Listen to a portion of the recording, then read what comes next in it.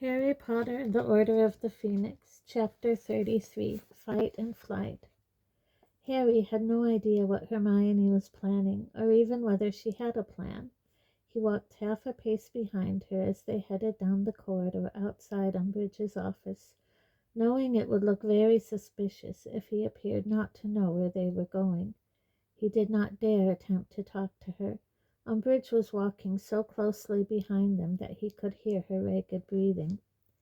Hermione led the way down the stairs into the entrance hall.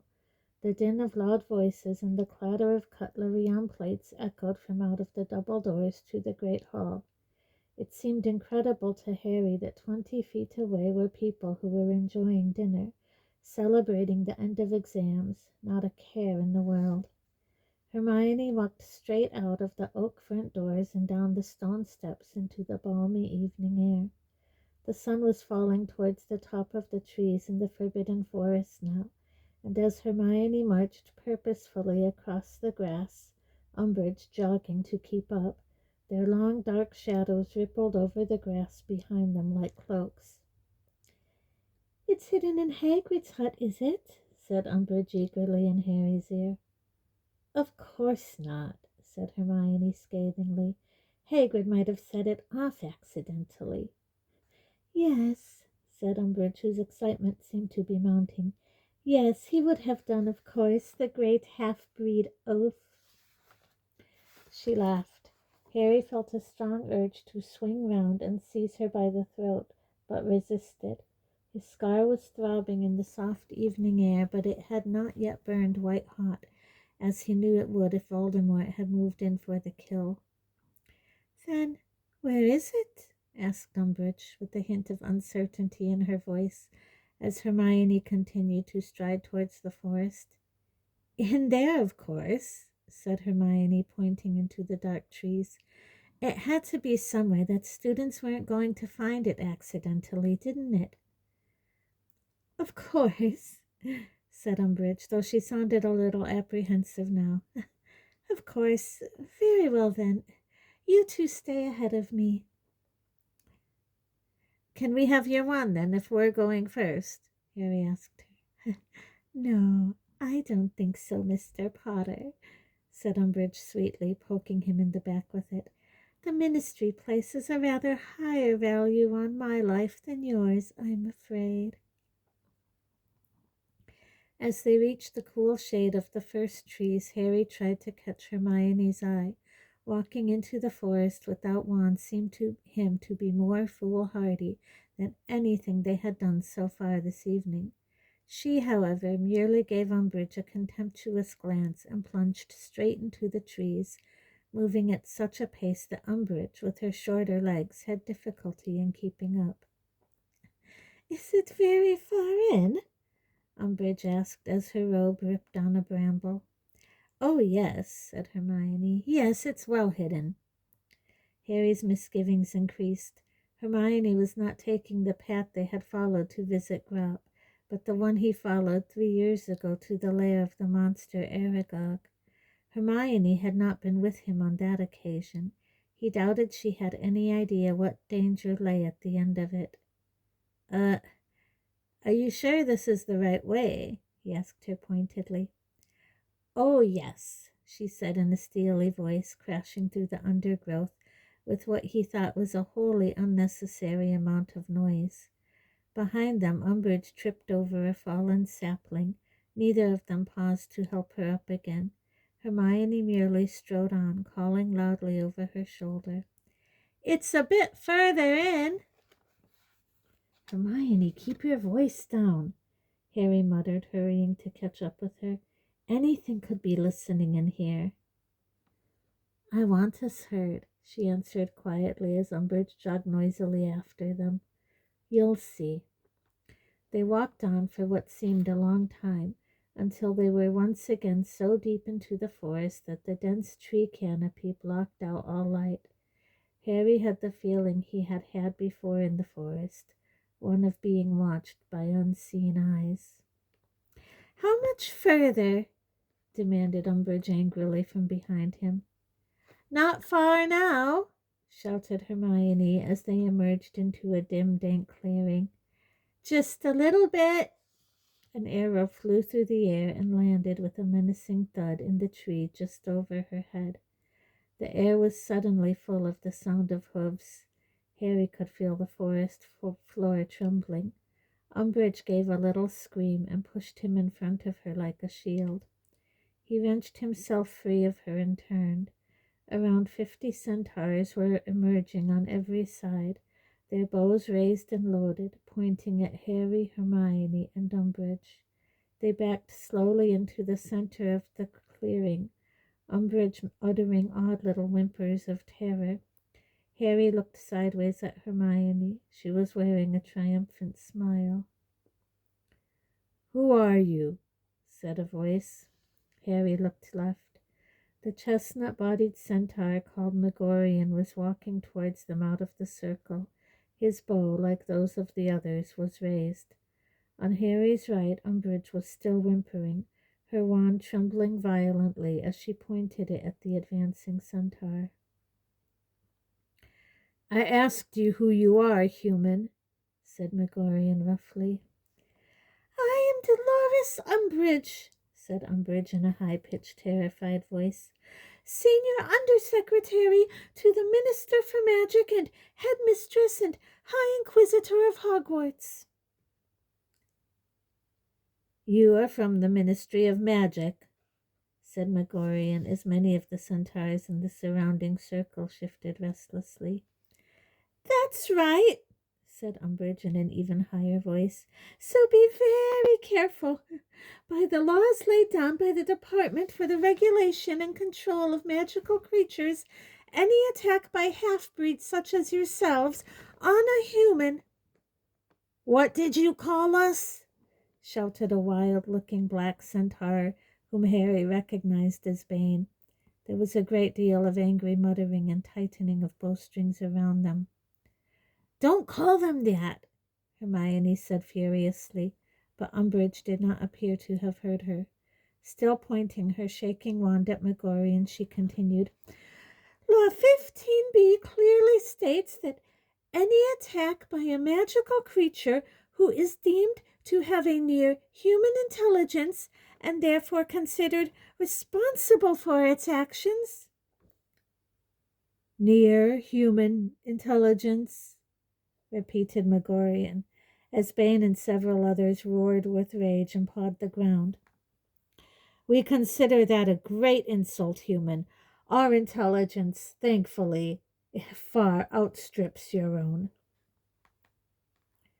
"What are you doing in our forest?"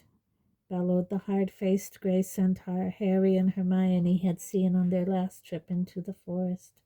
"Why are you here?"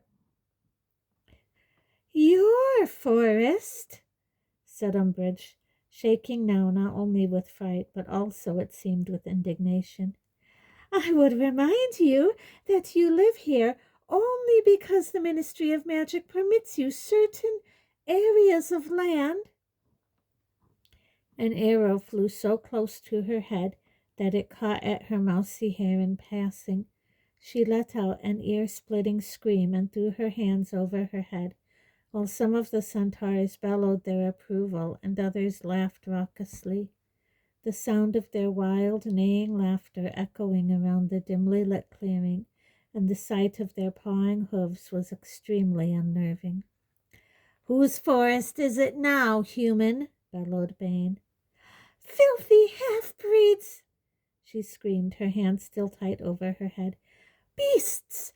Uncontrollable beasts!" "Be quiet!" shouted Hermione, but it was too late. Umbridge pointed her wand at Megorian and screamed, "Incarcerus!" Ropes flew out of midair like thick snakes, wrapping themselves tightly around the centaur's torso and trapping his arms. He gave a cry of rage and reared onto his hind legs, attempting to free himself, while the other centaurs charged.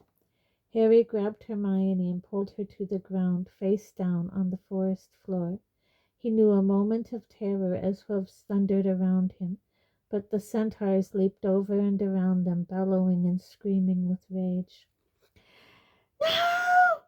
she heard Umbridge shriek. "No! I am Senior Undersecretary! You cannot! Unhand me, you animals! No!" Harry saw a flash of red light and knew she had attempted to stun one of them. Then she screamed very loudly. Lifting his head a few inches, Harry saw that Umbridge had been seized from behind by Bane and lifted high into the air, wriggling and yelling with fright. Her wand fell from her hand to the ground, and Harry's heart leapt. If he could just reach it! But as he stretched out a hand towards it, a centaur's hoof descended upon the wand, and it broke cleanly in half. "Now!" roared a voice in Harry's ear, and a thick hairy arm descended from thin air and dragged him upright. Hermione, too, had been pulled to her feet. Over the plunging, many-colored backs and heads of the centaurs, Harry saw Umbridge being borne away through the trees by Bane. Screaming non-stop, her voice grew fainter and fainter until they could no longer hear it over the trampling of hoofs surrounding them. "And these?" said the hard-faced gray centaur, holding Hermione. "They are young," said a slow, doleful voice from behind Harry. "We do not attack foals." "They brought her here, Ronan," replied the centaur who had such a firm grip on Harry, "and they are not so young. He is nearing manhood, this one." He shook Harry by the neck of his robes. "Please," said Hermione breathlessly, "please don't attack us. We don't think like her. We aren't Ministry of Magic employees. We only came in here because we hoped you'd drive her off for us." Harry knew at once, from the look on the face of the gray centaur holding Hermione, that she had made a terrible mistake in saying this. The gray centaur threw back his head, his back legs stamping furiously, and bellowed, "You see, Ronan? They already have the arrogance of their kind. So we were to do your dirty work, were we, human girl? We were to act as your servants, drive away your enemies like obedient hounds?" "No," said Hermione in a horror-struck squeak. "Please, I didn't mean that. I just hoped you'd be able to help us." But she seemed to be going from bad to worse. "We do not help humans," snarled the centaur, holding Harry, tightening his grip and rearing a little at the same time, so that Harry's feet left the ground momentarily. "We are a race apart, and proud to be so. We will not permit you to walk from here boasting that we did your bidding." "We're not going to say anything like that," Harry shouted. "We know you didn't do what you did because we wanted you to." But nobody seemed to be listening to him. A bearded centaur towards the back of the crowd shouted, "They came here unasked. They must pay the consequences." A roar of approval met these words, and a dun-colored centaur shouted, "They can join the woman." "You said you didn't hurt the innocent," shouted Hermione, real tears sliding down her face now. "We haven't done anything to hurt you. We haven't used wands or threats. We just want to go back to school. Please, let us go back."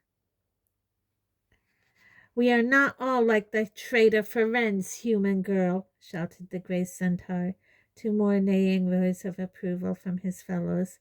"Perhaps you thought us pretty talking horses. We are an ancient people who will not stand wizard invasions and insults. We do not recognize your laws. We do not acknowledge your superiority. We are—" But they did not hear what else centaurs were, for at that moment there came a crashing noise on the edge of the clearing so loud that all of them, Harry, Hermione, and the 50 or so centaurs filling the clearing, looked around. Harry's centaur let him fall to the ground again as his hands flew to his bow and quiver of arrows.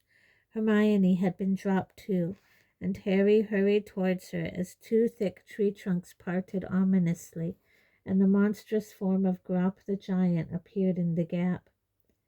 The centaurs nearest him backed into those behind. The clearing was now a forest of bows and arrows waiting to be fired, all pointing upwards at the enormous grayish face now looming over them from just beneath the thick canopy of branches.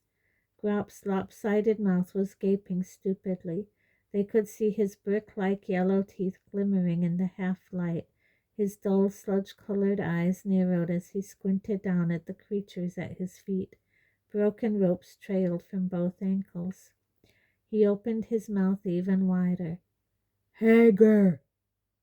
Harry did not know what Hager meant, or what language it was from, nor did he much care. He was watching Grop's feet, which were almost as long as Harry's whole body. Hermione gripped his arm tightly. The centaurs were quite silent, staring up at the giant, whose huge round head moved from side to side as he continued to peer amongst them as though looking for something he had dropped. Hager! He said again more insistently. Get away from here, giant, called Megorian. You are not welcome among us. These words seemed to make no impression whatsoever on Grop. He stooped a little. The centaur's arms tensed on their bows, then bellowed, Hager! A few of the centaurs looked worried now. Hermione, however, gave a gasp. Harry, she whispered, I think he's trying to say Hagrid. At this precise moment, Grop caught sight of them, the only two humans in a sea of centaurs. He lowered his head another foot or so, staring intently at them. Harry could feel Hermione shaking as Grop opened his mouth wide again and said in a deep rumbling voice, Hermy! Goodness, said Hermione, gripping Harry's arm so tightly it was growing numb and looking as though she was about to faint. He remembered. Hermy! roared Grop. Where Hager? I don't know, squealed Hermione, terrified. I'm sorry, Grop. I don't know. Grop want Hager! One of the giant's massive hands reached down. Hermione let out a real scream, ran a few steps backwards, and fell over. Wandless, Harry braced himself to punch, kick, bite, or whatever else it took as the hand swooped towards him and knocked the snow-white centaur off his legs. It was what the centaurs had been waiting for. Grop's outstretched fingers were a foot from Harry when 50 arrows soared through the air at the giant, peppering his enormous face, causing him to howl with pain and rage and straighten up, rubbing his face with his enormous hands, breaking off the arrow shafts, but forcing the arrowheads in still deeper. He yelled and stamped his enormous feet, and the centaurs scattered out of the way. Pebble-sized droplets of Grop's blood showered Harry as he pulled Hermione to her feet, and the pair of them ran as fast as they could for the shelter of the trees. Once they looked back, Grop was snatching blindly at the centaurs as blood ran down his face. They were retreating in disorder, galloping away through the trees on the other side of the clearing. Harry and Hermione watched Grop give another roar of fury and plunge after them, smashing more trees aside as he went. Oh, no, said Hermione, quaking so badly that her knees gave way. Oh, that was horrible, and he might kill them all. I'm not that fussed, to be honest, said Harry bitterly. The sounds of the galloping creatures and the blundering giant grew fainter and fainter. As Harry listened to them, his scar gave another great throb, and a wave of terror swept over him. They had wasted so much time. They were even further from rescuing Sirius than they had been when he had had the vision. Not only had Harry managed to lose his wand, but they were stuck in the middle of the forbidden forest, with no means of transport whatsoever. Smart plan, he spat at Hermione, having to release some of his fury. Really smart plan. Where do we go from here? We need to get back up to the castle, said Hermione faintly. By the time we've done that, Sirius will probably be dead, said Harry, kicking a nearby tree in temper. A high-pitched chattering started up overhead, and he looked up to see an angry bowtruckle flexing its long twig-like fingers at him. Well, we can't do anything without wands, said Hermione hopelessly, dragging herself up again. Anyway, Harry, how exactly were you planning to get all the way to London? Yeah, we were just wondering that, said a familiar voice from behind her. Harry and Hermione moved together instinctively and peered through the trees. Ron came into sight with Ginny, Neville, and Luna hurrying along behind him. All of them looked a little the worse for wear. There were several long scratches running the length of Ginny's cheek. A large purple lump was swelling above Neville's right eye. Ron's lip was bleeding worse than ever, but all were looking rather pleased with themselves. So, said Ron, pushing aside a low-hanging branch and holding out Harry's wand, had any ideas? How did you get away? Asked Harry in amazement, taking his wand from Ron. Couple of stunners, a disarming charm. Neville brought off a really nice little impediment, Jinx, said Ron airily, now handing back Hermione's wand too. But Ginny was best. She got Malfoy. Bat bogey hex. It was superb. His whole face was covered in the great flapping things. Anyway, we saw you out of the window heading into the forest and followed. What have you done with Umbridge?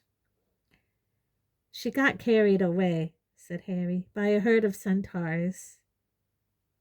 And they left you behind? Asked Ginny, looking astonished. No, they got chased off by Grop, said Harry. Who's Grop? Luna asked interestedly.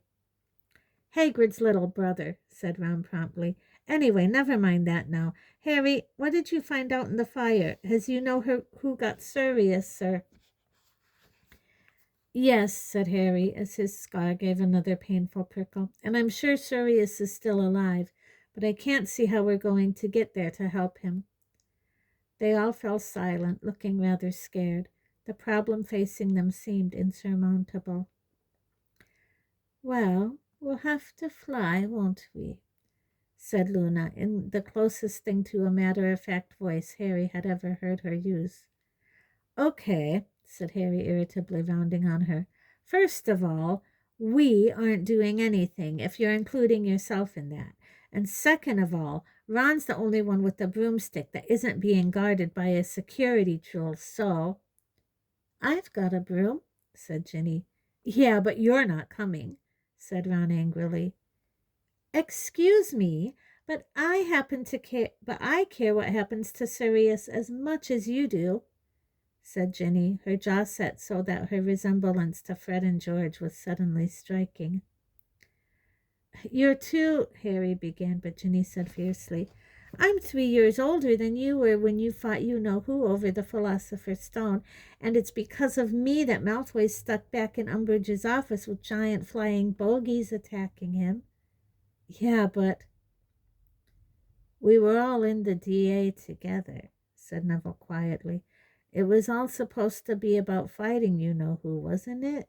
And this is the first chance we've had to do something real. Or was that all just a game or something? No, of course it wasn't, said Harry impatiently. Then we should come too, said Neville simply. We want to help. That's right, said Luna, smiling happily. Harry's eyes met Ron's. He knew Ron was thinking exactly what he was. If he could have chosen any members of the DA in addition to himself, Ron, and Hermione to join him in the attempt to rescue Sirius, he would not have picked Ginny, Neville, or Luna.